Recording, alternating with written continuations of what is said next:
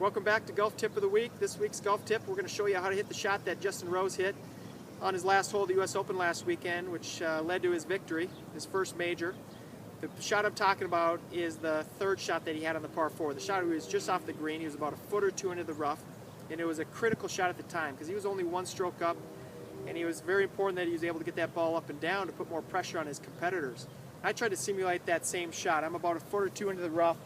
I am going back up into the slope, which Justin had. His shot was going back up into the ridge, which did make that shot just a little bit easier. Now, the lie on television looked like it was sitting up pretty good, so he had a fairly decent lie. And what he selected, he ended up selecting a fairway metal to hit that shot. It was a 16-degree fairway metal, which is basically a 4-wood.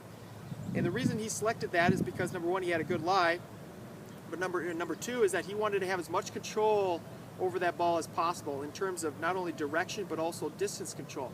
So in order to gain control over your ball is to think about trying to get your ball rolling on the ground as soon as possible.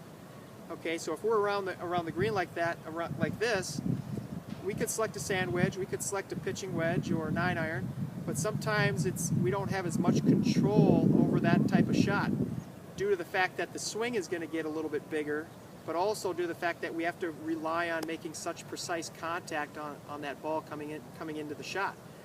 And that's another thing. That's the last hole of the U.S. Open. He's leading the U.S. Open, extreme amount of pressure. So he wanted to select a club where he had a little bit of forgiveness there, a little bit of room for error, and that's where selecting a club like this can help.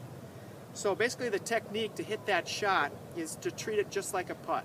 You're going to grip it down on the club just like a putt. Grip it down on the bottom of the grip. You feel free to put your normal putting grip on there. And the stroke itself is going to be very similar to a putt. You're going to be just rocking your shoulders and your arms back and forth. So the stroke is very small.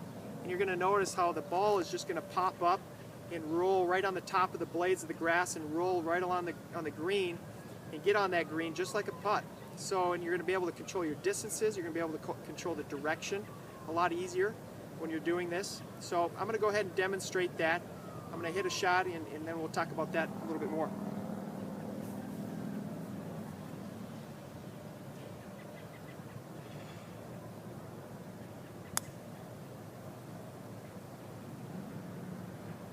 So the next time you're around the green, go ahead and experiment with this a little bit. Try a fairway wood, try a hybrid, try to treat it just like a putter. You're going to put that ball position right in the middle, and you're going to go ahead and grip down on it and feel like you are just stroking it just like a putter. Back and through, very simple motion.